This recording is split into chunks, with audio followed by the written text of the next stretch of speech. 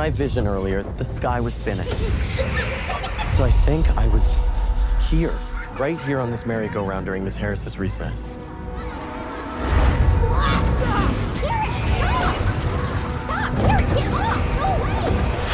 I don't understand. I thought you were seeing through the eyes of the Demogorgon. No, I know, so did I. But you said yourself Vecna controls the hive mind, right? Which means he's a part of it too. So when he searches for his victims... He invades their minds. He sees what they see. Did Holly ever describe Mr. What's It to you? Like, maybe what he's wearing or anything like that? Holly, time for breakfast. Pocket watch. Tall. Vest. Okay, he wears a vest. He is gentle and kind. So, what if I was seeing through the eyes of Vecna's next victim, this victim he's stalking, which means I was seeing through... Holly's eyes. But if that's true, it would mean... I was him. I was Vecna.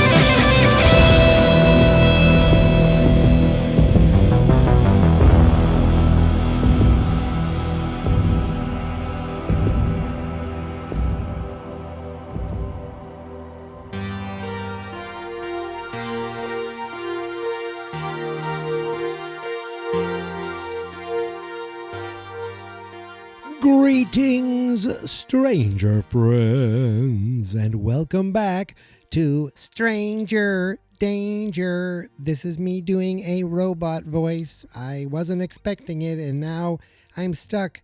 Help me. I can't wait. I gotta just completely stop talking. Take a deep breath, and now I'm back to podcasting voice. Welcome back, stranger friends.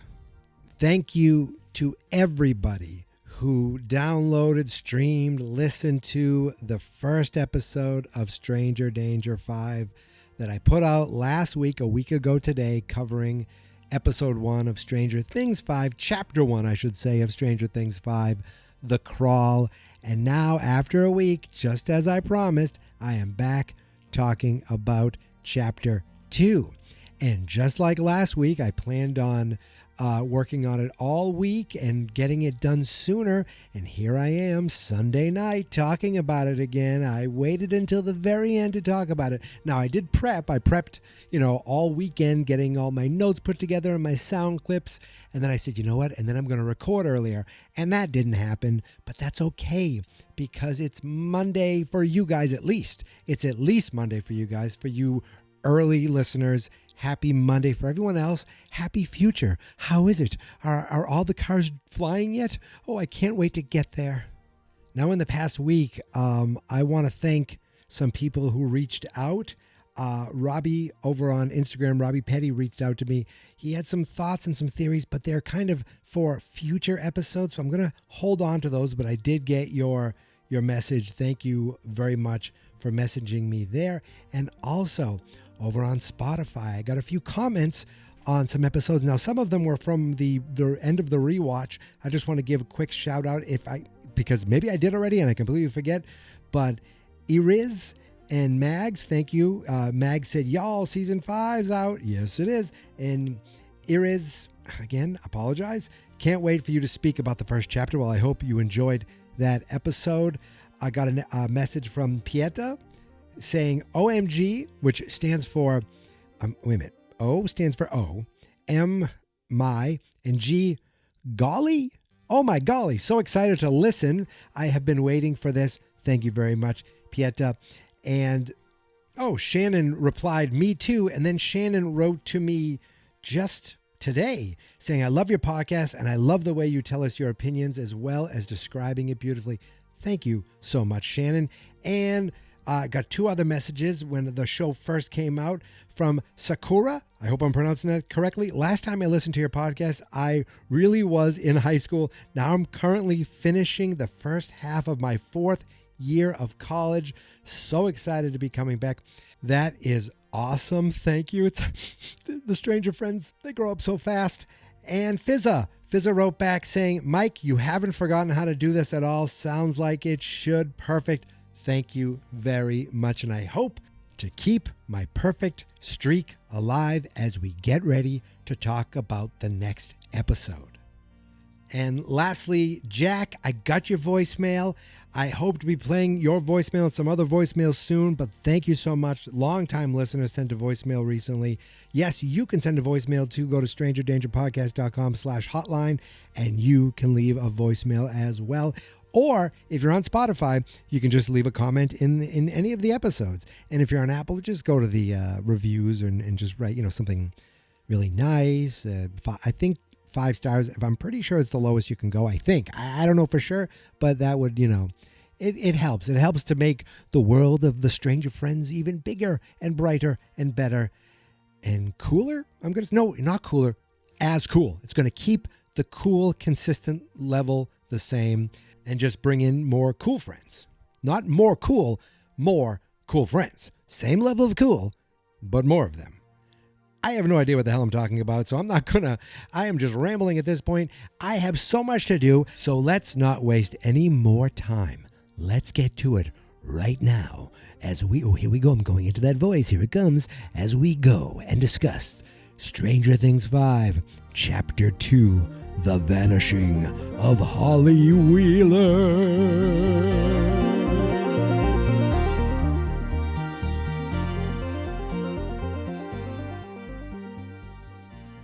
So Chapter 2 opens with, to me, one of the more dark and depressing pre-credit scenes that I can think of from any of the episodes. Not right away, though. Right away, we pick up exactly where the last episode left off. We have old Flowerface, that son of a bee. He tore a hole right through Holly's ceiling, and he's making his way into her room. And by the way, I don't think I mentioned this last time or brought this up, but Demogorgons can now just rip gates open wherever? Like, I don't remember this being addressed, but maybe with Vecna's, somewhat his victory, I guess you could say, at the end of chapter Stranger Things 4, is it easier than ever for them to go back and forth between our world, our dimension, and the Upside Down? But anyway, this son of a bitch jumps right into Holly's room and she tries to get away. He picks her up. He flings her across the bedroom into a bookcase where she's easily injured. And in a way, it's probably a good thing that he did do that. We'll talk about that in a few minutes. But there is quite a ruckus going on in her room. And yet, Mom doesn't seem to notice at all. It doesn't seem like Karen hears anything going on because of wine. Well, wine and ABBA. There was something in the air that night. The stars were bright, Fernando. They were shining there for you and me, for liberty, Fernando. She's cranking ABBA, which, why wouldn't you crank ABBA? My wife and my mother-in-law, we went to see Mamma Mia. After that, I wanted to crank ABBA. But they didn't have Mamma Mia back in the 80s. They just had the original ABBA. So she's cranking that while she's getting ready to take a bath. And I'm thinking, drinking and taking a bath, probably not the safest thing. But the music is so loud that Ted can hear it outside. I think it's disturbing his golf game. And I mean, sure, yeah, he can hear that. But it seems like nobody hears the interdimensional being attempting to kidnap their youngest child. Thankfully, Holly is quite resourceful. And actually, thankfully, Holly's shoe isn't on too tight because the Demogorgon's pulling at it and it comes right off while he's attempting to literally drag her back in through the ceiling gate. She falls to the ground, screams, and quickly runs down the hall right into her mom's room, right into the bathroom. Thankfully, Mom isn't in the bath yet. There was something in the air. There's an slow down. I can't understand you. There's a monster in the monster. Holly. Whatever you saw, baby, it's just a nightmare. No, Baby, Mom, it's Mom. just a nightmare. Please trust me, Mom. Please, Mom, please. You gotta believe me. It's at this point that, Karen is hugging Holly, and all of a sudden her hand has blood on it. Uh-oh. Remember I said it's a good thing that Holly got flung into her bookcase, because without that happening, I don't think Karen would have realized that what was happening is actually real. And also, I just wanted to give a shout out to Cara Buono, because the way she talked to her daughter, I think she's like, please, like she talked really slow. That was a really good job of sounding drunk, instead of just like being all over the place and being like, I don't know, like the stereotypical drunk sound that you think. Just the way she slowly talked was really like spot on to some drunk people that I've heard in the past. So just as she, realizes there's something wrong, there actually is something wrong, that's when you hear the bam. And all of a sudden, Karen's like, what the hell is that? And they can hear the monster getting closer. The music slows down, the lights flicker, and Karen just grabs her daughter and holds her closer. And you could tell, for me, she's probably sobered up really quickly at that point, but wouldn't you too? Finally outside, Golfing Ted hears the noise in the house, and he's like, what the heck is that? As he sees the lights going crazy in the house too. Back inside the house, the monster smacks into the bathroom door and starts to walk in. He starts to just kind of go in. And we cut at that point to Mike and Lucas pedaling their asses off while Nancy and Eleven are in the car. All of them are desperately trying to get back to the Wheeler house, but the girls in the car are obviously much closer, and they will get there first. But by then, will it be too late? The monster made it into the bathroom, made it through the door, came in to find no one. Just a tub filled with bubbles. And I have to admit, that looked really enticing. I would love to get in a tub filled with bubbles. But I don't think the Demogorgon, can appreciate a good bubble bath. Instead, it just looks around. It doesn't really quite know what's going on or where the person they're looking for is. And it smashes the shower door. Nothing's in there. But now they have to replace a perfectly good shower door. It looks at the tub. And then we go down below the water and we see Karen and Holly are under the bubbles. That shot, very familiar, right from the trailer. Like that. Oh, that's from the trailer. And I remember seeing it in the trailer. And for some reason, I thought they were like in a container. Like I never even dawned on me that they were hiding in the tub. I don't know why. It makes perfect sense when you're seeing it. And they're holding their breath for pretty much as long as you can. All right. And maybe I'm thinking like maybe the Demogorgon can't smell them. Or maybe his first instinct isn't to look at the water, but he seems to be catching on as he gets closer and closer to the tub. So close, in fact, that he's hovering right over the water. Just as Daddy Ted arrives, he's not, I want to say he's not quite heroically doing anything right away, because he's just like, Karen, he just calls her name, but it does do the trick as it distracts the Demogorgon and puts the attention back over on Pappy Wheeler. But he knows something is up as he's making his way slowly approaching the room, brandishing his 5-iron as some sort of makeshift weapon. He sees lights flickering. He sees the bedroom torn up. And his first thought is to say, heavens to Betsy? After a little while saying, what the heck? I'm going to say, I don't think Mike learned his swearing from dear old dad. Now he gets closer to the room, which actually draws the Demogorgon out of the bathroom just in time, just as Karen and Holly can no longer hold their breath, and boom, they pop up out of the water.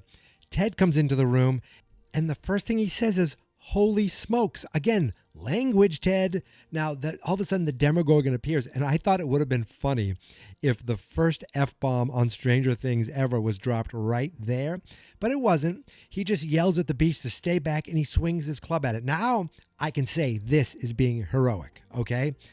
Heroic, but fruitless, as the Demogorgon swipes at Ted, sending him flying down the hall into another room, over a bed and onto the ground, onto the floor, and it looks like his chest is a bloody mess. And right away, I can't help but think the worst, because remember, this is the final season. Anything can happen. All bets are off. So as Ted goes flying, the Demogorgon doesn't notice behind him Karen and Holly running down the stairs. They get down to the first floor and another gate opens right at the front door. And my first thought, I remember thinking, is this another Demogorgon? Like they've sent two of them? But I think he just went, it just was quicker for him to go through the ceiling and then down through the front door. And again, that gate opened really, really quick right in the front door. Talk about an uninvited guest. I'm going to pause for applause and for laughing. Okay, back to the show. So Holly and Mom run. They run through the kitchen, but Karen slips. She slams up against the kitchen island like really hard. And Holly, again, really, like, these kids are brave. And I mean, another kid could run and leave their mom behind. I'd like to think I wouldn't either, but I have to give it to Holly. She does not just keep running. She turns around and she tries to help Mom stand up. And then the Demogorgon appears right around the corner and Karen pushes Holly back.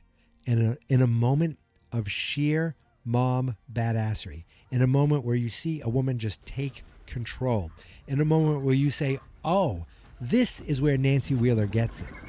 Karen takes the wine bottle, smashes it, and holds the jagged edge up to the creature. Stay away from my daughter!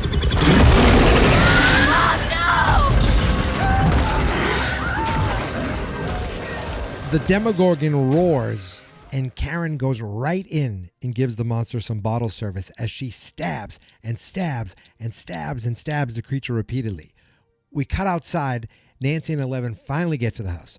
They already know the Demogorgon is inside. They pull up as quickly as possible, and they race inside, and Nancy has the rifle raised, and when they walk in, and all we see is their reaction, all we see is Nancy and Eleven, my niece and I were both like, oh no.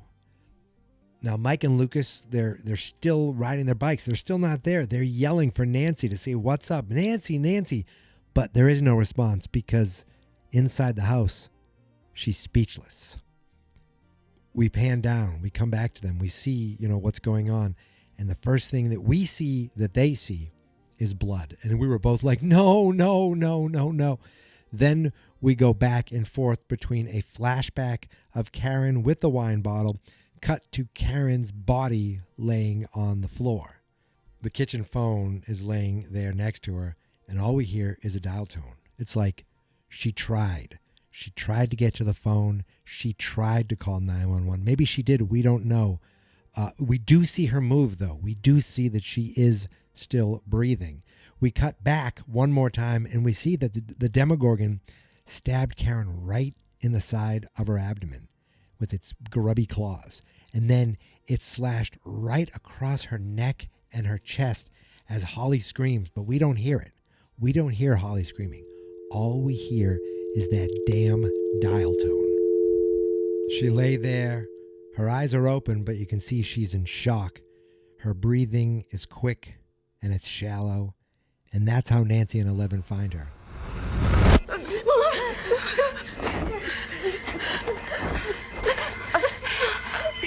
Don't try to talk, okay? Just stay calm, okay? You're gonna be fine. It's gonna be fine, okay? You're gonna be fine.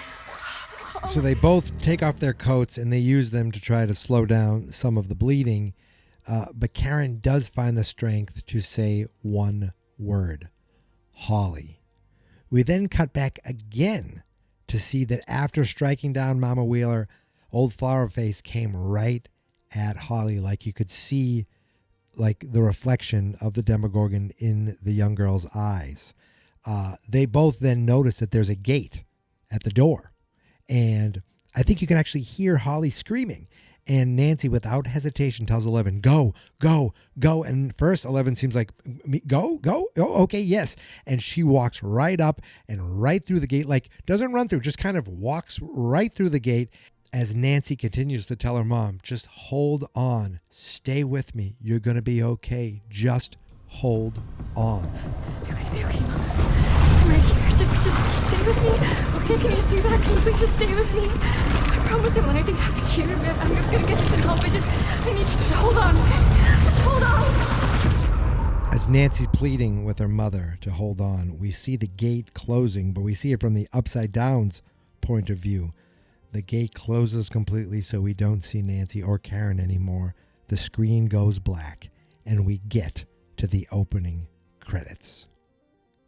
For years, Mr. and Mrs. Wheeler were in the dark about everything that was going on. But now they know. Monsters are real, and they're in Hawkins. Karen Wheeler is holding on for dear life. Ted, we have no idea what's going on with him, but again, I'm only fearing the worst. And Holly, she's gone. Taken to the upside down. But thankfully, before the gate closed, 11 went to rescue her.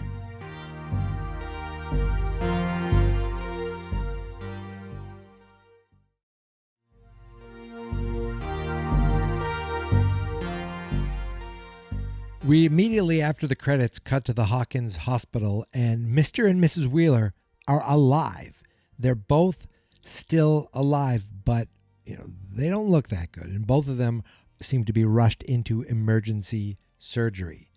Nancy, Mike, and Lucas, they accompanied them as far as they could, but at a certain point, the doctors took them both into the OR, and the doors closed, leaving Lucas and the Wheeler siblings just standing there, feeling helpless. We cut to Nancy in the bathroom. Remember, she's like covered in blood, and she is in tears as she tries to wash her mother's blood off of her hands. She really starts to break down as she just never seems to have enough soap. I don't think there's enough soap in the world that would make her feel clean this night.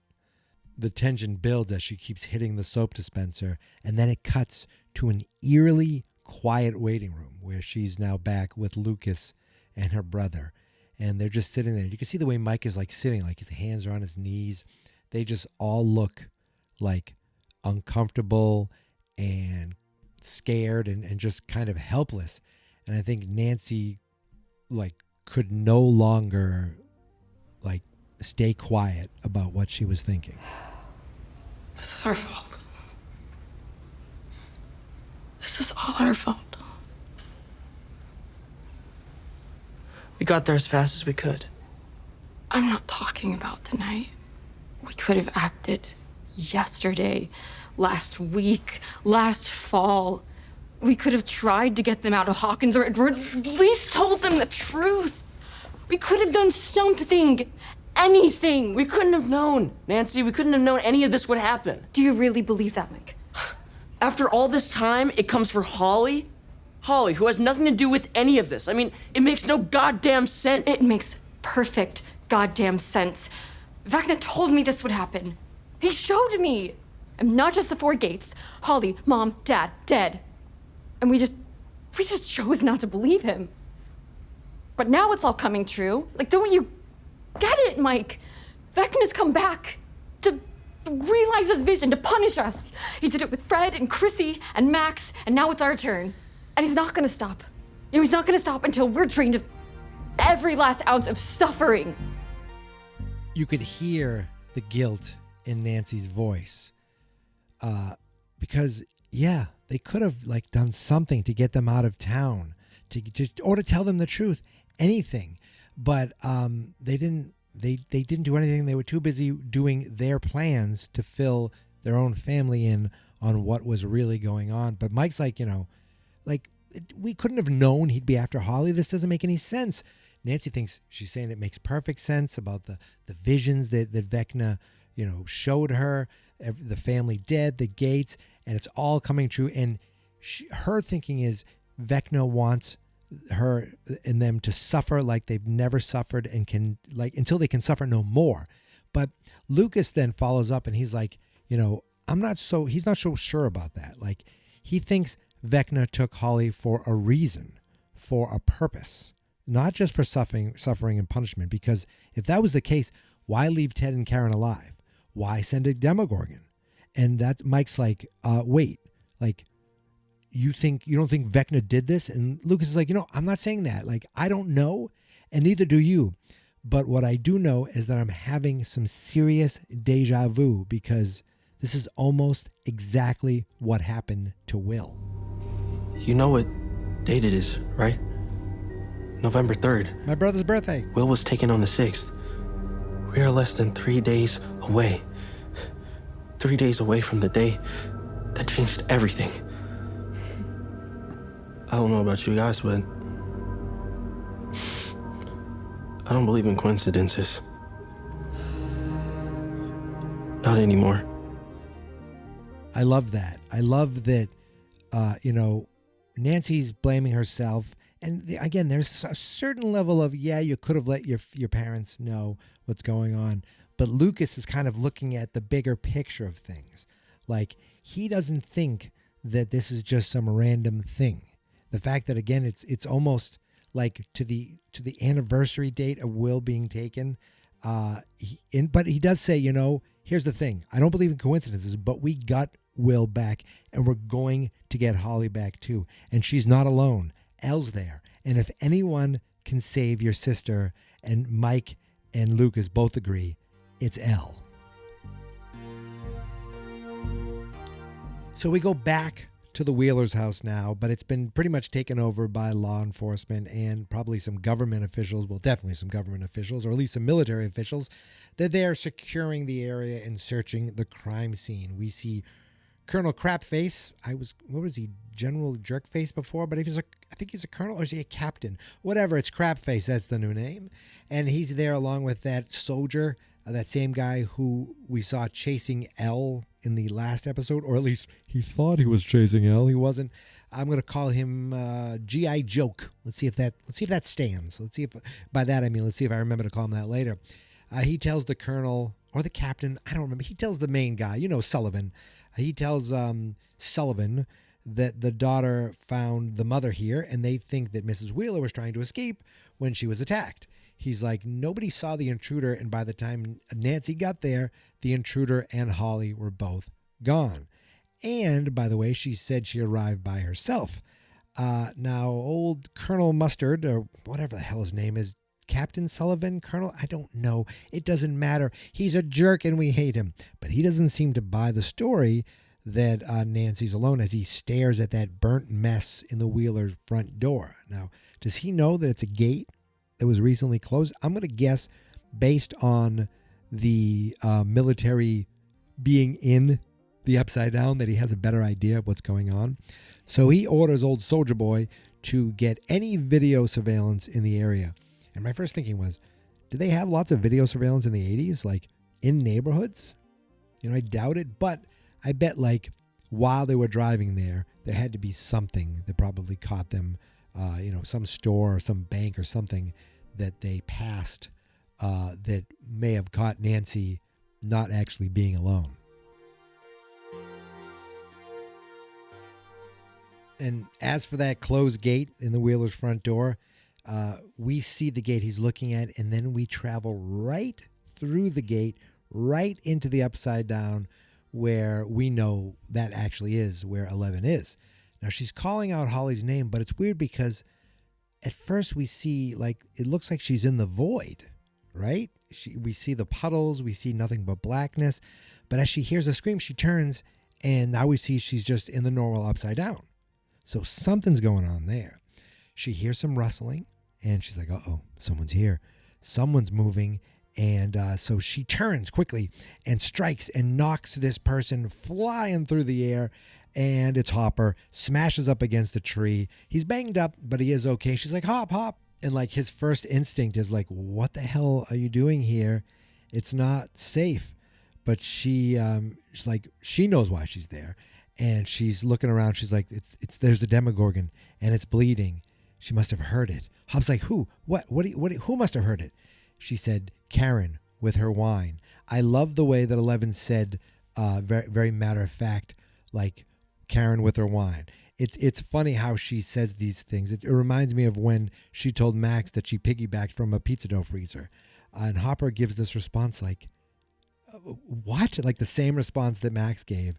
But then I noticed Elle said, when I search for Holly, I can't find her, but she must be close. And so she did travel into the void. I think that's what she meant. When I search for her, I can't find her, but she must be close. So she took a moment to try to locate her, or she can do it while she's on the move now. Either way, it was a cool shot, and it seems like her powers are maybe elevating as well. Hopper's so out of the loop. He's like, what, Holly? Like Holly Wheeler? But 11 just gets right back on tracking the blood, and she just keeps moving. Hop, you just need to keep up. So we jump back to WSQK, where Robin and Joyce are looking at the fuse box and what a mess it was. Remember, it kind of went kablooey when Will connected to the Demogorgon and all that. All hell broke loose at the end of the last episode. And Robin asks, has Will's visions ever been like this before? And, Joyce says no. And you can see Robin's like, oh, great. What a new, fun development. But Joyce doesn't seem like she really wants to be talking about this with Robin and asks her about backup fuses, and basically is like, can you just go and get them and leave me and Will alone for a moment? So now that they're just the two of them, Joyce asks her son if the visions were like before. Like, remember the quote unquote now memories? That's what he coined them. That was the term he described all the way back in Stranger Things 2. And he says, yes, but now they're more intense. It's like he was there. Like he was the Demogorgon. He was seeing what they're seeing and thinking what it's thinking. And like, he's not sure why it would go after Holly, but he thinks somehow he's tapped back into the hive mind. And Joyce is like, but I thought we severed the connection. And you could see the look in Will's face. He's like, I don't think it was ever, like, he's almost like afraid to tell his mom this, because some of it I feel like he's been keeping to himself. But he's like, I don't think that we ever actually truly severed the connection. Ever since he took me, it's like I was permanently changed. These feelings of connection, they come and go. But that summer, after the gate opened, I felt him again. And it went away when I was in California. But the day after I got back, the feeling returned. And now he's closer. He's closer than ever before. Like, my first thought is what's going through Joyce's mind. Like, wait, it was disconnected in California? Like, why did we come back here? Now, of course, they didn't come back together, but, why didn't I get you out of here as soon as possible? You almost feels like it's good that she's not leaving, but I wonder if a part of her wants to get the hell out of Hawkins again. It seems like she's fully invested, helping Training 11, helping with Hopper, helping with everything. But hearing this, it's got to scare the hell out of her. But she really doesn't have a chance to kind of process that before Robin comes back and kind of interjects, which is a good thing she did, because she kind of she's onto something here. She's like, maybe you're a receiver, like a superhuman magical version of a radio receiver. Like, imagine you have an antenna and off the top of your head, and Vecna uses the mind flare particles like radio waves. So I never thought of the particles as kind of getting out to the hive mind. Like, those particles are actually serving a purpose. And when the antenna is close to the waves, the signal comes through clear. But if you're far away, they're static. And now he's like, wait, so he's like, maybe that's how we do it. Maybe that's how we find Holly. Will just wants to help. Like, if he's truly seeing through the Demogorgon's eyes, maybe he can do it again. Maybe he can reconnect to the signal. Like, he spied on Vecna before, and he can do it again. But Joyce is not into that at all. Like, Will almost died last time. But he's like, yeah, okay, but Holly will die if we don't do something. Like, something more than just trying to get the radio fixed, just to talk to Hopper. Because how does this get us any closer to Holly? he will not just leave her there. He can't just leave her there. He's been through this. He can't imagine another kid going through this. Because remember, when he's over there, we saw a few little things, but we saw it at the beginning of the first episode, like the hell and torment that he went through. And he's thinking that little kid is over there right now going through all of this. But Joyce is like adamant. He's like, we'll get her back, but we're not going to risk your life while doing it. And you can see Will is upset as Robin just kind of looks, and then she's like, okay. And she just walks off after there's some, it's just a quiet, awkward moment. She goes off to fix the fuse and get the radio back online.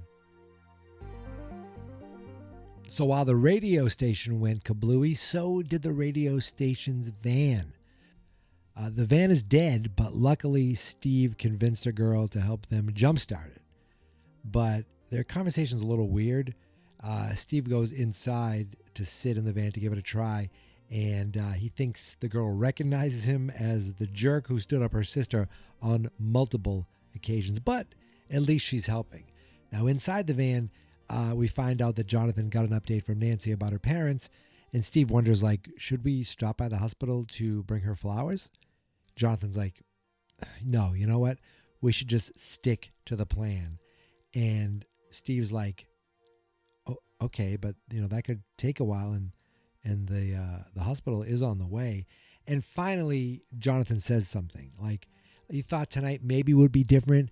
Maybe this bullshit macho competition for Nancy's attention. He's like, Steve's like, what are you talking about? He says, ever since we got back from California, you're constantly showing off to her, like, oh, how you're better than me, which is like shitty enough on a regular day. But now her parents are like almost dead. They're fighting for their lives. Her sister's missing. And all you can think about is giving her flowers. He calls him a selfish, chauvinistic meathead, which isn't the best. Like, maybe use another swear.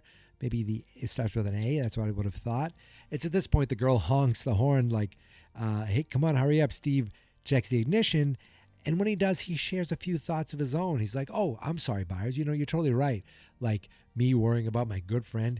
But he stresses my friend. Oh, that makes me so selfish. But he's like, maybe you're the problem, okay? Ever since you got back, you've been like this paranoid pothead. And maybe if you stopped focusing on me and started focusing on her, maybe then the two of you could finally be happy. Because right now, the only one who's more miserable in that relationship than you is Nancy. And ooh, Steve gave it to him good. Now, yes, Steve does seem to be doing what Jonathan is accusing him of. But at the same time, Jonathan does seem to be a little, as he said, a paranoid pothead weirdo. And Jonathan has no response, but thankfully the van revs back to life. And Steve gets out. He's about to go close the hood, disconnect the jumper cables, and probably thank the girl. Maybe you'd think. But he stops and he looks out the door and he's like, you've got to be shitting me. Because he looks, and who does he see approaching but Dustin Henderson? You see Dustin walking his bike. His face is all smashed up and bloody, and he gives this kind of like this little hesitant wave like, hi, yeah, it's me. So finally, Dustin is back in the crew. Finally, again, you know me, I love when my team, my group, our friends, they come together. I hate, like, okay, 11 had to leave, but then she's alone. At least she's with Hopper, but now it's the two of them. I want them back with our heroes. But at least Dustin is back in the mix. So we go back under to the Upside Down, and 11's filled Hopper in on everything that's happened. But Hopper seems to be mostly focused on the fact that Elle exposed herself by driving with Nancy. He's like, we don't drive ever, okay? We take the tunnels and we don't surface until it's safe. And her only response is like, I wore my hoodie. He's like, oh, great. Okay, cool. You should just be wearing a hoodie everywhere. That's the one thing that'll keep you safe. But 11 doesn't back down. She says the tunnels are too slow and Holly was in danger. And Hopper's like, okay, great. Now you are too. If those military guys haven't caught you on camera, they will. And at that point, they'll be coming for you with everything they got. And she's like, well, we'll have to end this first, okay? She thinks the Demogorgon can lead them to Vecna. She says, when I searched for Holly, I could not find her, just like Vecna. Maybe wherever she is, he is, where my powers cannot reach. So again, she's talking about using her powers in the void. So she definitely did that, and she's looking for Holly, but she can't find her, just like she hasn't been able to find Vecna at all. So according to her, she thinks that they are someplace where her powers cannot reach. I'm sorry. So your theory is what exactly? It's that the Demogorgon has taken little Holly Wheeler to Vecna, some kind of early Christmas present? What does Vecna want with Holly Wheeler? How does any of this make sense? I don't know. Yeah, exactly. You don't know because you haven't put any thought into anything you've been doing tonight. You've been acting on impulse, on emotion, everything I taught you not to do. Ugh, God damn. More blood than before. It's slowing down. We can still catch it. And not emotion. Instinct. I love that line. Okay, Hopper, maybe she doesn't have everything perfectly thought out. Maybe she doesn't have a full plan, but what she lacks in this planning, she makes up for it with her instinct, okay? She's not the prey here. She's the hunter.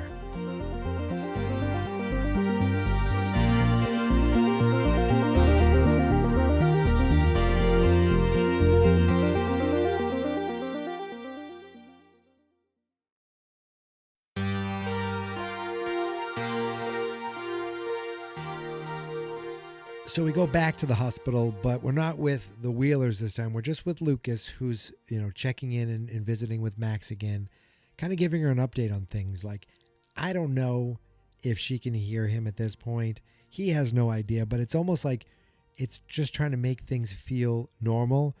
It's not like Max's mom has come to visit. We haven't seen her once. But he's there. He's filling her up on, giving her updated things, information. And Kate Bush, of course, continues to play in the background. And Lucas, he's like, he thinks the final battle is upon them. And with that, they need the party, the full party, if they have any chance of winning. He pleads with Max to show him a sign, any sign, but nothing. We see nothing. We're just left with just watching the heart monitor continue to beep. Like, I'm watching this like, why are we seeing this? Is it going to speed up something? I don't see anything. And then downstairs in the hospital, Mike, he's getting a couple cups of coffee, which actually seems like a good idea right now. And as he walks down the hall, he stops. He almost walks by this waiting room, this like playroom. And I mean, good eye, Mike, because he notices out of the blue, he looks back and he's like, ooh, he sees something, catches his eye. And it's the book that Holly's been reading, A Wrinkle in Time. And when he goes back to sit down with Nancy, like you could see it's on his mind, and he says like he couldn't stop thinking about what Lucas said, how there are no coincidences. And he asks Nancy, has Holly ever mentioned Mr. What's-It?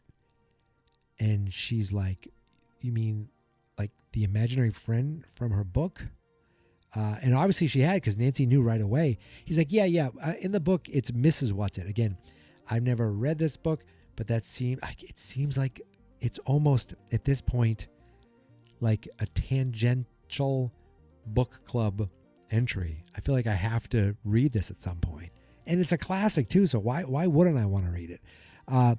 But he's like, yeah, in the book, it's Mrs. What's-It, but this is her own creation. He goes, at least that's what I thought. When I picked her up from school, she said that Mr. What's-It told her there were monsters in Hawkins and warned her that monsters were coming for her. And on that same day, she's actually taken by a monster.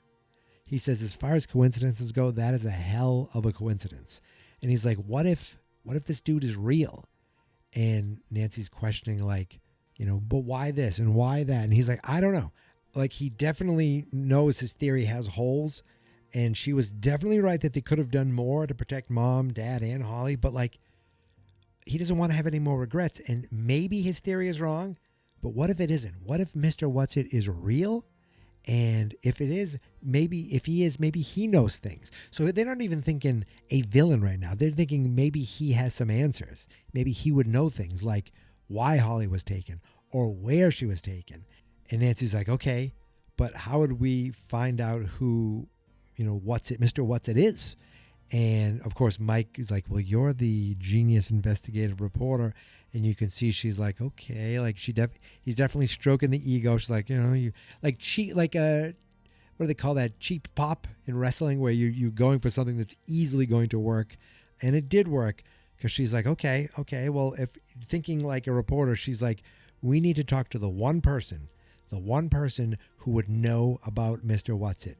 We need to talk to Mom.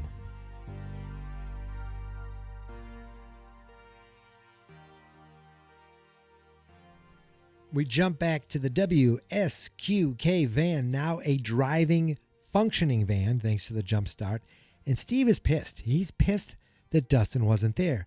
He filled him in on everything that's going on, but he's like, out of all the crawls that you miss, this is the one, and Dustin, he's speechless. Like, he doesn't really say anything right away, but he's trying to process everything. He's like, why Holly? And usually he's pretty good at trying to figure this stuff out. So maybe he makes a connection that we don't make it, or eventually like his brain starts working correctly again. Because when he brings up like why Holly, Steve's like, oh, who knows? And now we lost our only connection to the Upside Down, and you come here looking like friggin' Rocky Balboa. Now this is 1986, so at this point we are well into Rocky 4, I think. Oh wait, we're in 1987. Rocky 4 was 1985, so that's definitely like, yeah, Rocky got the snot beat out of him, but he did, defeat the Russian Drago and end the Cold War. So he accomplished a little more than what Dustin was trying to accomplish, but the outcome, the look on their face, like the actual result of the beating seems to be the same. And Dustin just gets snippy back at like, oh, you should have known how to deal with the power surge. Like, it's simple. Even my mother could do it. And they start going back and forth and back and forth. And Jonathan in the back, he's like, will you guys shut up? I'm trying to hear a signal. And it gets quiet again. And then Steve talks about like it was Andy and his goons, right? He's like, you poked the bear one too many times. And Dustin, like, he says nothing. I guess he's sticking with the bike accident. And he's even like flipping. He's like, oh, I'm really, your concern for me is overwhelming. And I'm so annoyed by Dustin here. Like, they yell some more until Jonathan yells again for them to shut the hell up. And Dustin's like, oh, you guys seem to be getting along really well. And he says, actually, right now I agree with Byers, because he does not want to talk to Dustin. You can see Henderson feels likewise. They're like, good. I don't want to talk either. I don't either. But I have to tell you, I love that Steve, or when he yelled at him, for once in your life, admit you're wrong, because he is, okay? So far, as far as I can tell, Dustin has not done one thing that has been helpful, right? So he shows up in school. He gets into a tussle. He shows up at lunch. They go to do the planning. They talk about the planning. Then we don't see him. After school, they said, be there at 6 o'clock, and he doesn't show up. And he, again, all he does is draw attention to him. All he does is draw attention to Eddie's grave. Yes, again, it's not nice to desecrate a grave like that, but it wouldn't have been a severed snake if it wasn't for what Dustin did in the first place. And again, why wear the jacket? Just keep your head down and get, like, imagine, I don't want to compare high school to prison, but like a lot of the time, Hopper just kept his head down and stayed out of trouble as much as he could so that he could focus on the important things. And Dustin isn't doing that here. Hopefully it changes. Hopefully Dustin's helpful, but right now he has not been one bit of help. So we jump back to the radio station at this point. The power is back on, and Joyce is just attempting to make contact over and over and over and over. And Robin, she's just sitting there, like, got a pencil in her mouth, just kind of like almost daydreaming, just thinking. And she looks over and she notices Will, like, just sitting there. And you could see it on Will's face, like, he's upset that he's not doing more. He's upset that his mother's not doing more. He's upset that she's not taking into account what he knows and what he can do and how he can help. And you could see the look on his face. Joyce is like not even paying attention to this because she's just doing what she was told to do. Make a connection, reconnect over and over again, just calling out without any results. And this is when Robin is like, you know what? I got to do something. Great Scott! How long has that light been red? Oh, I don't know. Shit. The flux capacitor's down again. Is that bad? I mean, it could be. It's fixable, but it's a two-man job. She jumps up and grabs Will by the arm We'll be right back. and runs upstairs with him. Flux capacitor? Right, I was lying. Obviously, that stupid light is always red. Everything is totally fine, except for your mom's plan. I mean, no offense to your mom, but come on. The boys have already circled Zone G1 like 5 times already, and even if they miraculously find Hopper, where does that get us exactly? I mean, Holly is still missing. Whereas your plan is genius. You think so? Totally. When you got an antenna in your head, goddammit, we may as well use it. The Enigma machine won. The war of knowledge is power. So you wanna... skip school, play hooky, connect your brain into an interdimensional monster's radio signal, and save little Wheeler? Yeah, kind of. I mean, your mom is gonna be raging mad, and she's probably right. I mean, it is super dangerous, but... Isn't everything we do super dangerous? Precisely. So what do you say?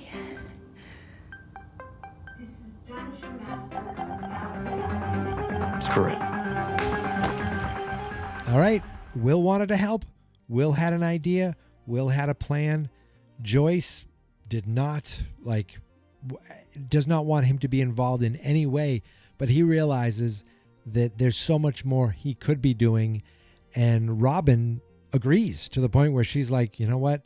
I'm going to defy this mother's wishes, and I'm going to take this boy, because she's only a couple of years older than him, but he's still, technically, what is he supposed to be, like 16, 15? And she's like, this is what you got to do. Like, you need to get out and you need to use your antenna to try to find Holly.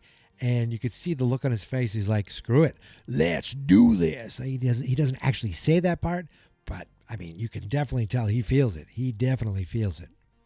And I love that Robin references Back to the Future. If you don't know, Great Scott, first of all, is what Doc Brown, that's his saying. That's his one of his big quotes throughout the movie. Whenever it's his exclamation, he's like, Great Scott. And the flux capacitor is, of course, what makes time travel possible. So we've talked about A Wrinkle in Time. We've talked about, now Back to the Future has been referenced. It's just interesting, all these little time things that are being referenced here. I don't know what it means, but I am noticing it. So we go back to the Upside Down lab, to be specific, where Dr. K is looking at the photographic proof that 11 was indeed with Nancy Wheeler.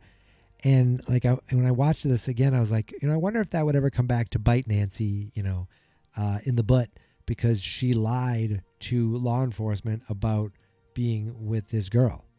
I don't know if it's going to matter, but my first thought is, is Nancy going to get in trouble?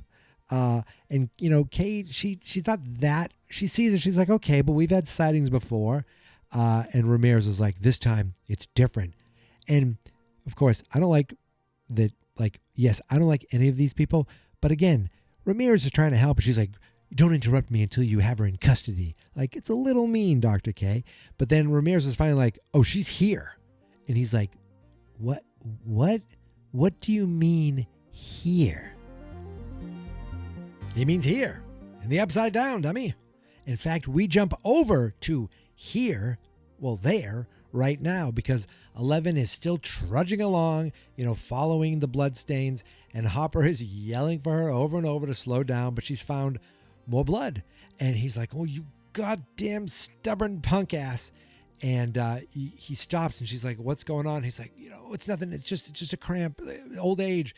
but she lifts up the shirt and she sees the wound from that. Wasn't it the stray bullet that got him when he was in the back of the truck? And he's like, it looks worse than it is. But she immediately, lies him down and starts cleaning the wound, which is something apparently she learned from Max. And she's like, stop moving. He's like, it stings. It stings. He goes, that means it's working. He goes, okay, you're more like me than I'd like to admit. And she goes, oh, what, a stubborn punk ass? He's like, oh, you heard that, huh? You talk loud, is what she said. And you could see they're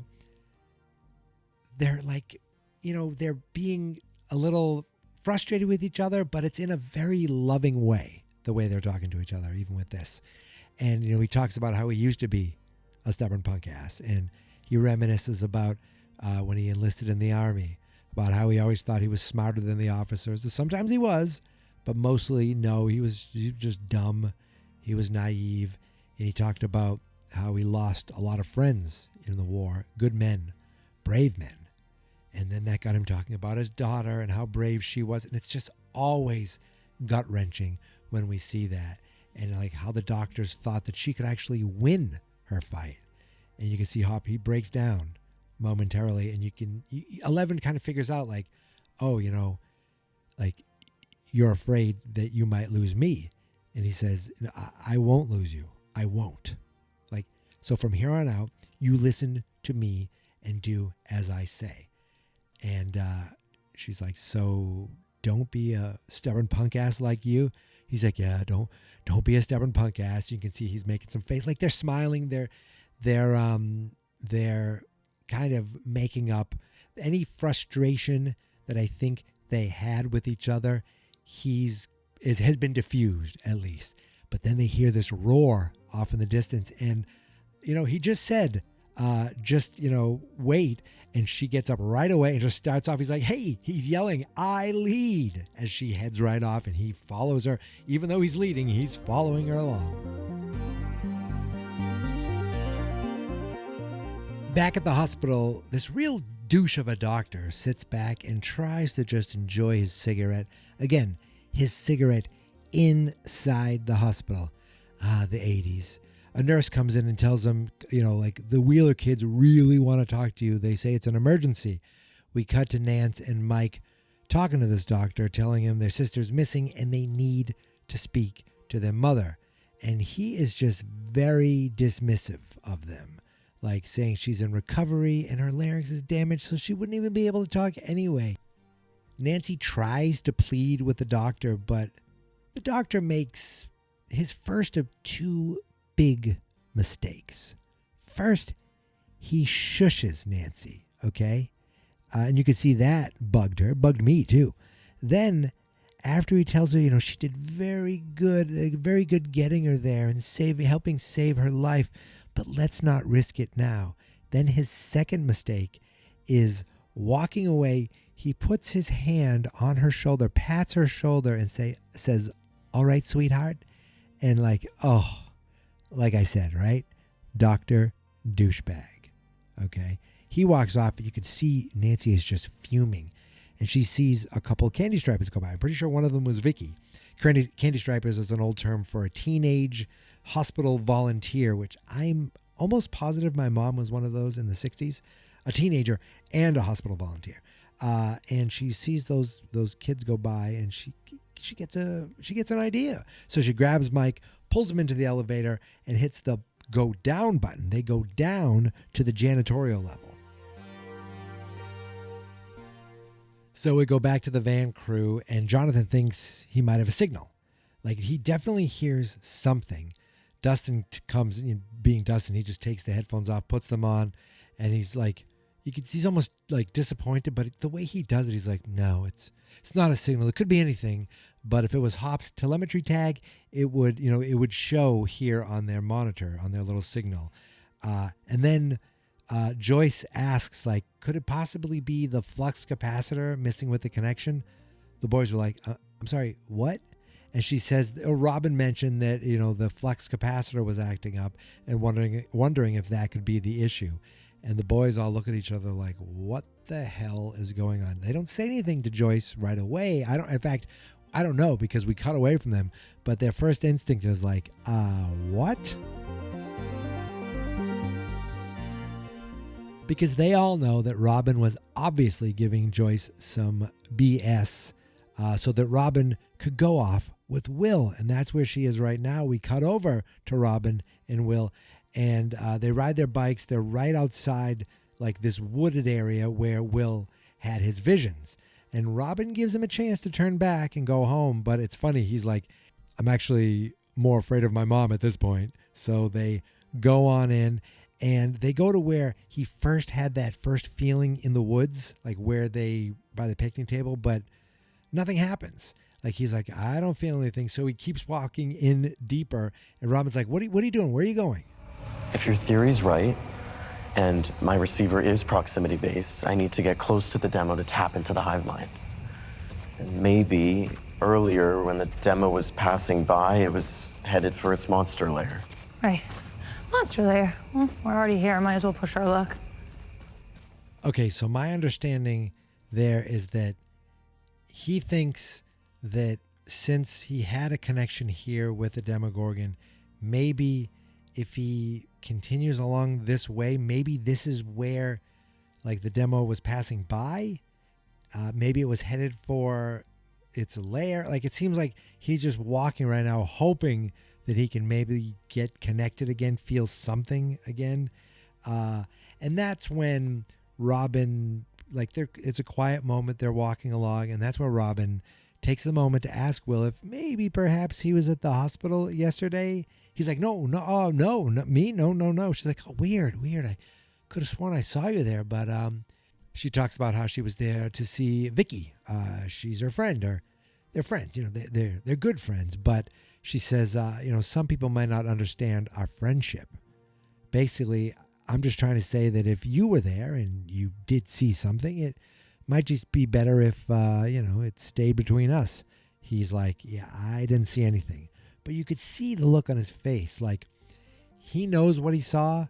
And again, he's probably like, oh, maybe I'm not alone in this. Maybe I'm not some weirdo, like maybe I am just a person and there's other people like me out there. Yeah, no kidding, Will. I wish you already knew this about yourself, bro. Okay?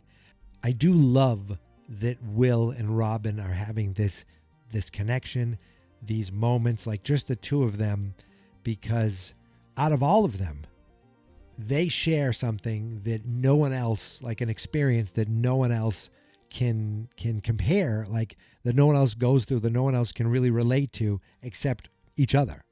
But I'm not even sure if Robin knows that yet. And I think Will is trying to come to terms with that. Like I don't know exactly who knows what about everybody right now. It seems like at least Will had no idea about Robin until he saw what he saw. But so that makes me think Robin, she's right now maybe just trying to cover her tracks, but also at the same time, maybe she has her like suspicions about Will. I don't know, but I do love their relationship, and I do love that Robin seems to be there for Will, or want to be there for Will if Will needs it. And I just think that's great. So, Will says, I didn't see anything. And then they're walking on a little more. And Robin gets distracted when she sees a mandala, which is like this rock, cool looking spiral of rocks. She's like, oh, did you make one of these, in grammar school or whatever it was? And the look of the rocks, like the spinning of the rocks, made Will think of the spinning of the flashback from earlier. And then all of a sudden he's like, laughter. I heard laughter. Kids laughing, playing. Like something about this laughing and this playing makes him think of something. Like he takes off into the woods like he knows exactly where he's going.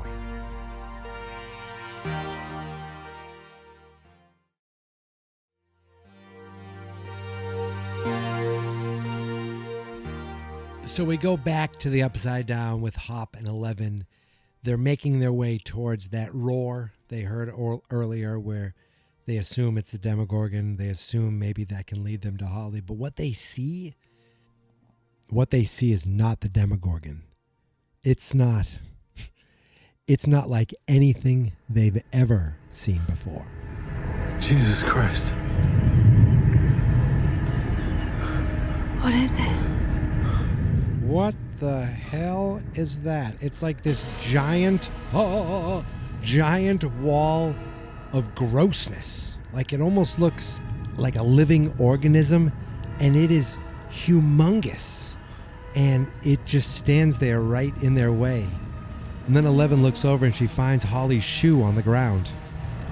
Holly was here. Right here. Maybe that's why I can't find her in my mind. It took her. Through the wall.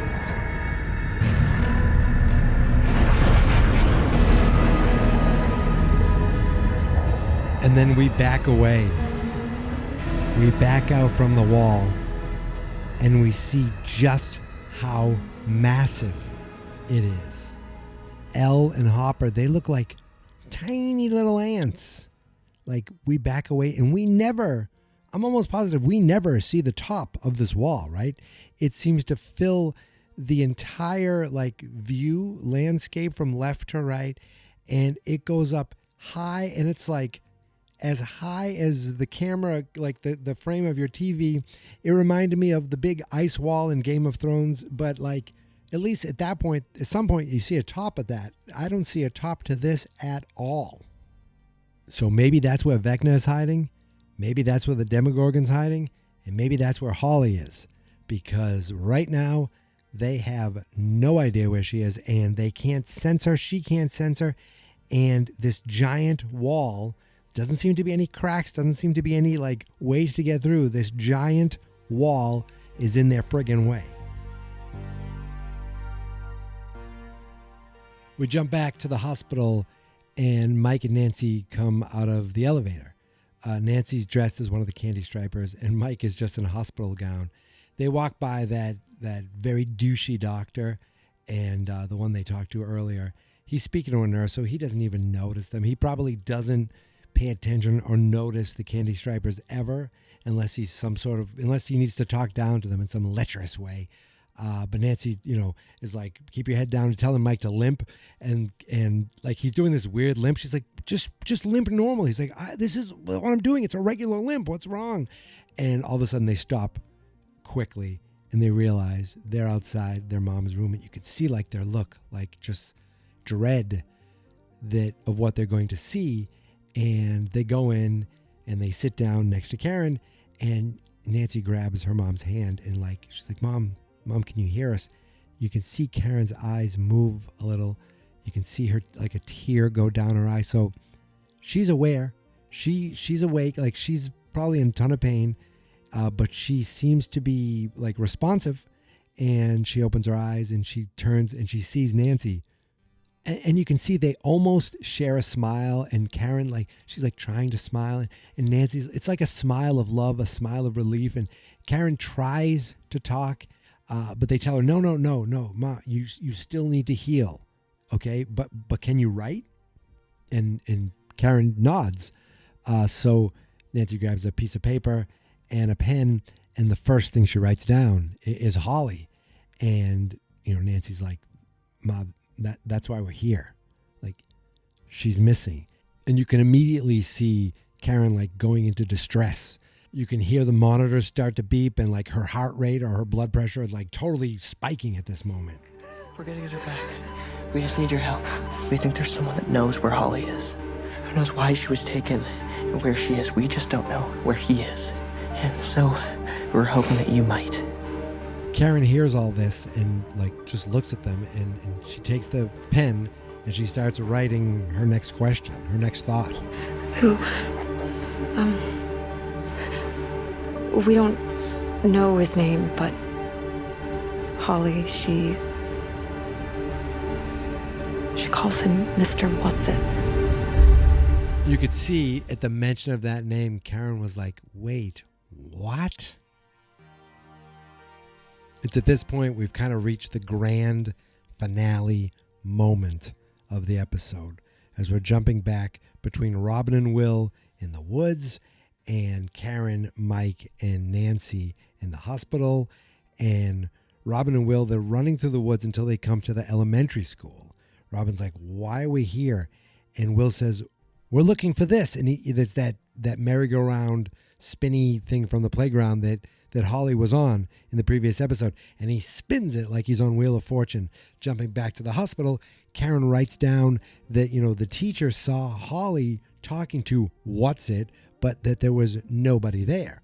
Go back to the woods, and Will starts saying, in my vision earlier, the sky was spinning. So I think I was actually here, right here on this merry-go-round during Mrs. Harris's recess. This is the clip that I played to open up this episode.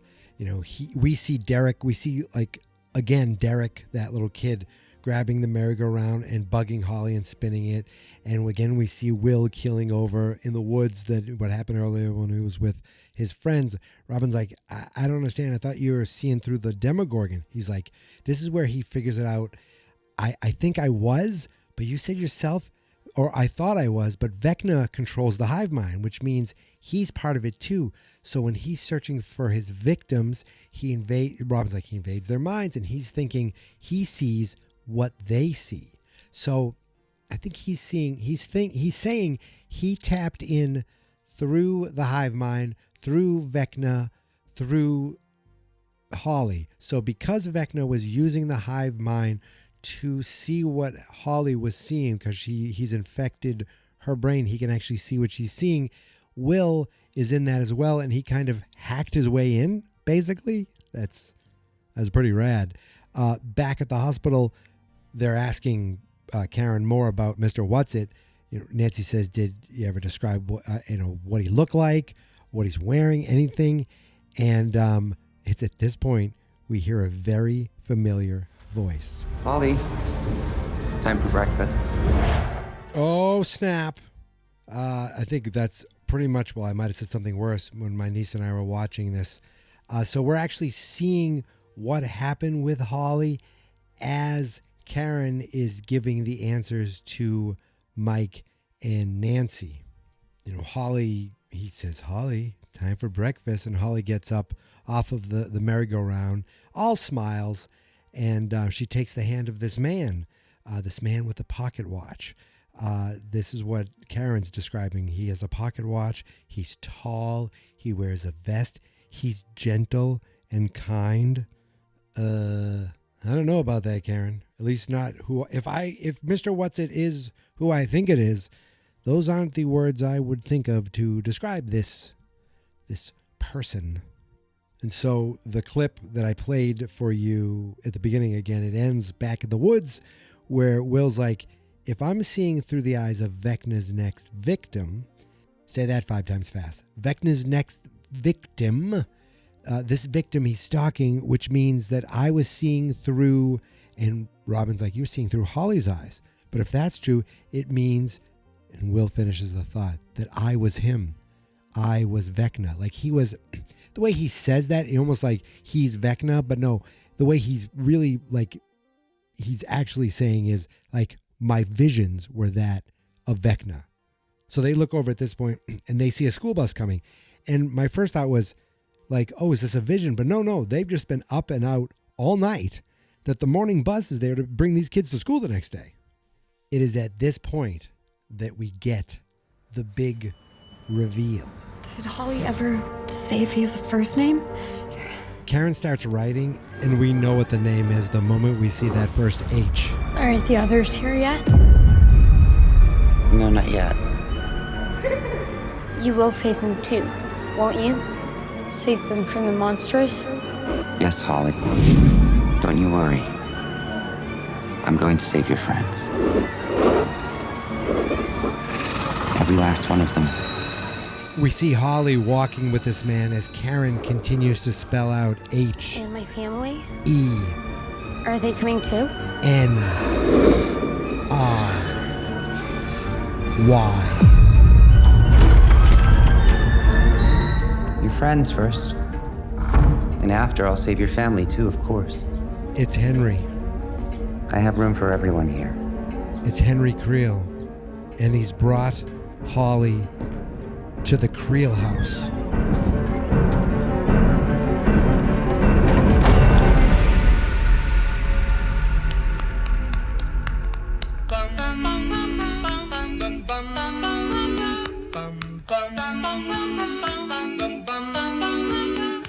Mr. Sandman, bring me a treat. Bum, bum, bum, bum. What an incredible reveal at the end.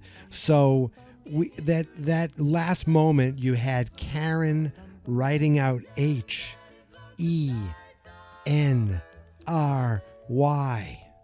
You see Nancy and Mike like seeing the name Henry and being like, oh my goodness.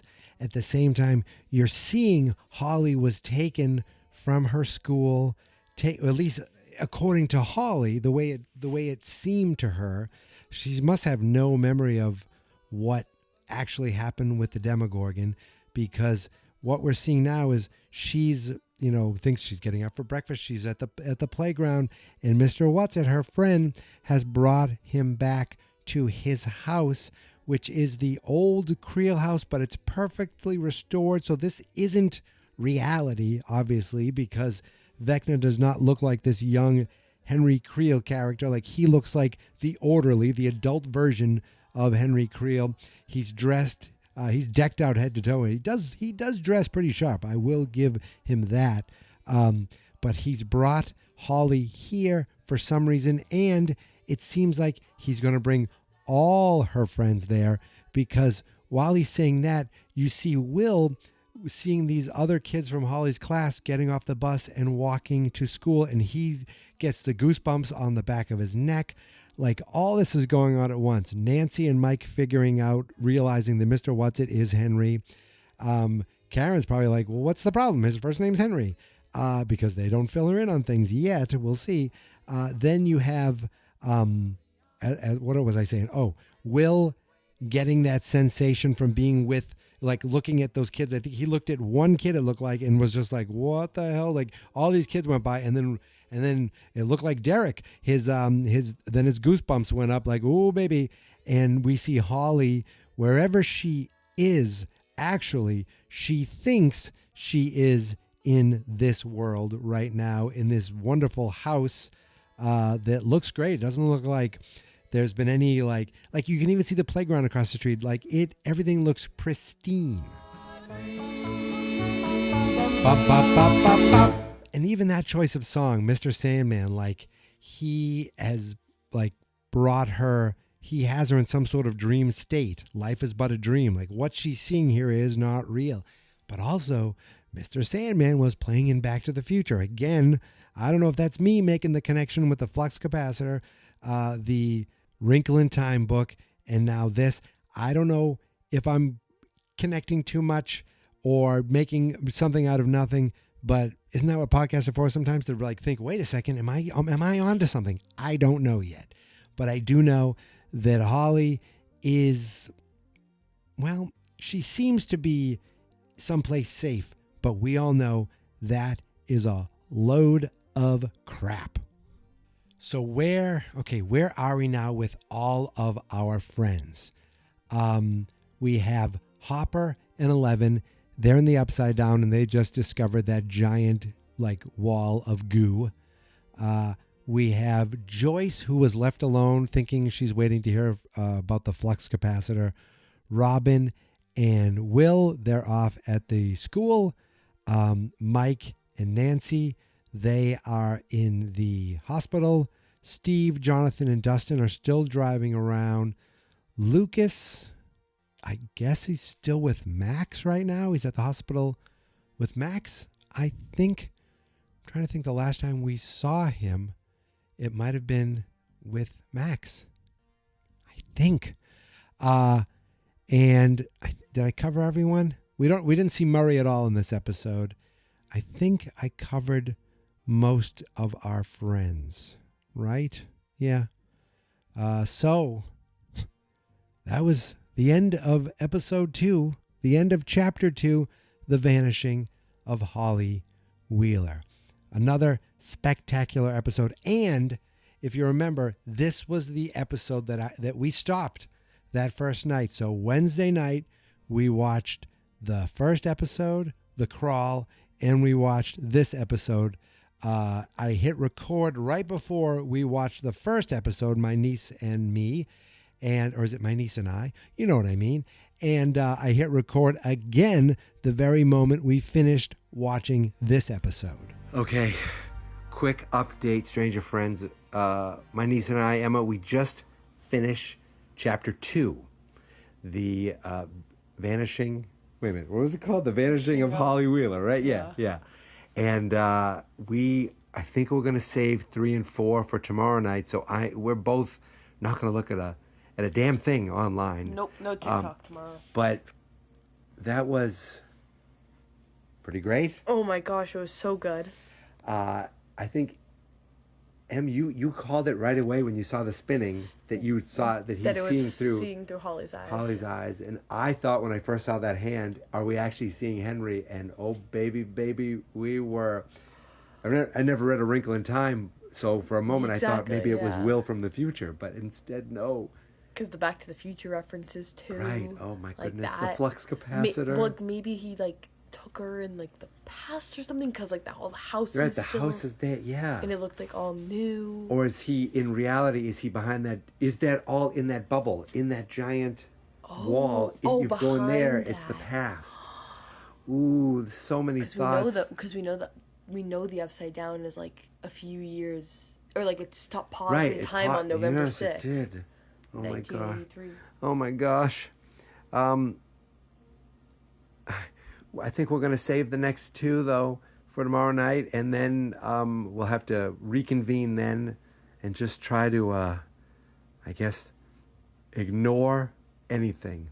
Don't look at anything. You promise? I'm not going to look at... Okay. I don't think I'm going to open TikTok at all. I'll just watch my Instagram No, reels. I can't, because those... the algorithm knows we like Stranger Things. It knows it's coming for us. It's listening. It's like Vecna. It knows. And it has an antenna, and it can see our thoughts. So, excellent start so far. We're halfway through it, and then we watch the next 2, and then we have to wait a friggin' month. Oh my gosh. Until then, stay stranger. Stay stranger. Look at that. Without even seeing anything else, just watching those 2, the first thing we thought of was some sort of weird time travel thing. Is this bubble in, I forgot I even thought, is this world inside that wall? Is it a wall or is it a cave? I don't know what it was. But I love that my niece and I were both we need to stay off. I think I told her, you got to stay off Instagram too. I don't trust anything. I don't want to get spoiled on anything. In fact, I saw the other day there was a trailer for part 2. I'm I don't want to watch it. I don't want to see it. I like going back and seeing all the behind the scenes stuff after the fact, but I don't want to see anything more. I've seen enough. I am ready for Christmas Day, but of course, we still have 2 weeks until we get there. And in that time, we still have 2 more episodes of Stranger Danger 5 covering the 2 other episodes of Stranger Things 5. And I cannot wait to talk about them. But until I do, I want to give a quick shout out to a company who sent me something really special. I got an email from someone at Lucy Kass. I think I'm pronouncing that correctly. Lucy Kass, which is a design studio based out of Denmark. On their About Us page, it says, founded in 2012, Lucy Kass is a Danish design studio that brings together traditional craftsmanship with modern design sensibility. Known for its nostalgic and thoughtful pieces, Lucy Kass collaborates with artists, designers, and global brands to create unique products that transcend trends. And guess what? They sent me something. I got this box in the mail, and it says, "Hi, Mike. We hope you're just as excited about the new season as we are. We hope you'll be happy with this piece. Best regards, Lucy Kass." And they sent me this wooden figurine in this beautiful Stranger Things box. This wooden figurine. I didn't know what it was. It didn't say which character it was. It's a character from Stranger Things. I opened it up, and it is the man, the myth himself. Some may call him Henry. Some may call him one. Some may call him a son of a bee. I'm talking about Vecna. I got this awesome Vecna, this cool figurine that it came in a little bag. It's so cool. I put a video together, and I'm going to put it on my TikTok. hopefully have that up today as well. So find that at Geek Mentality Mike on TikTok, but I'm going to post it on all my socials. You can find me everywhere at Geek Mentality. So once that video is up, I'm going to post it on every single social platform that I have. And you can also find it, I'll also post it on the show's social platform, which is Stranger D Pod on Twitter and strangerdangerpodcast.com on Blue Sky. So I definitely thank you guys so much for this. And I'm definitely going to be sharing that really soon. And hopefully I can, talk about them more in the future as well, because this is like the stuff they make is really cool. And I'm thinking like this might not be my last Stranger Things piece. That's for sure, because there are some really cool things on their website. So a big shout out to them. A big shout out to everyone who sent comments, everyone who reached out, everyone who listened. We are now 2 weeks away. Well, 2 weeks and like 3 days away from Stranger Things 5-2.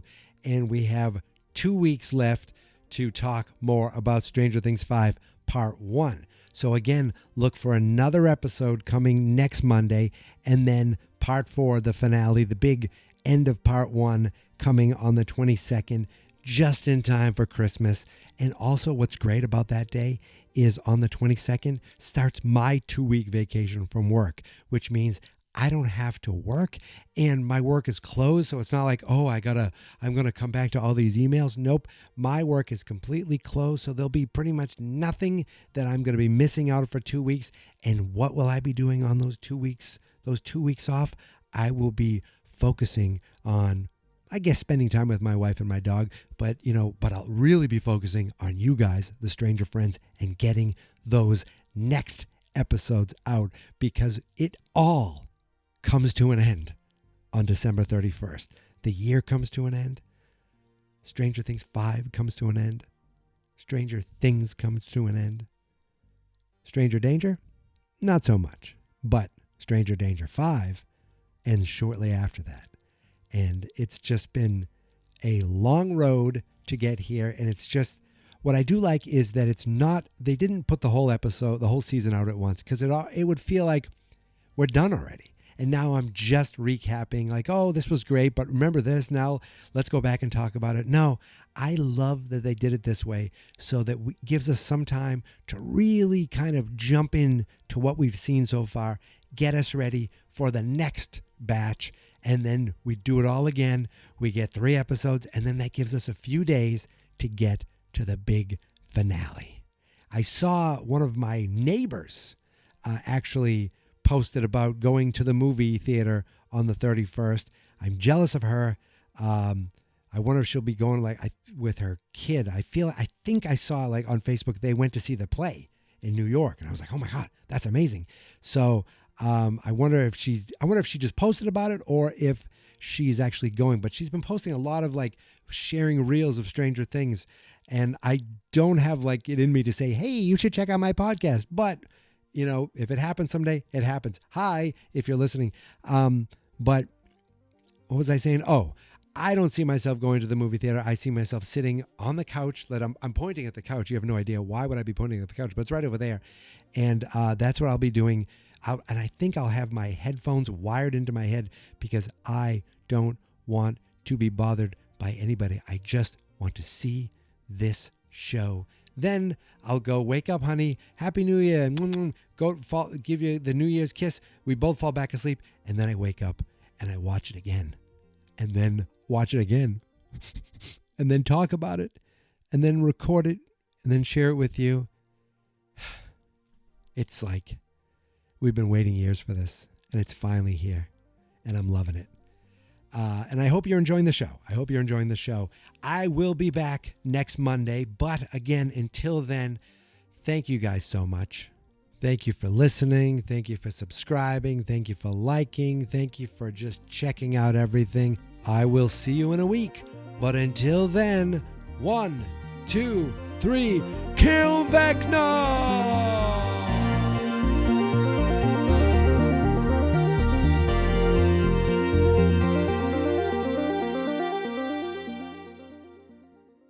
Fans not experts.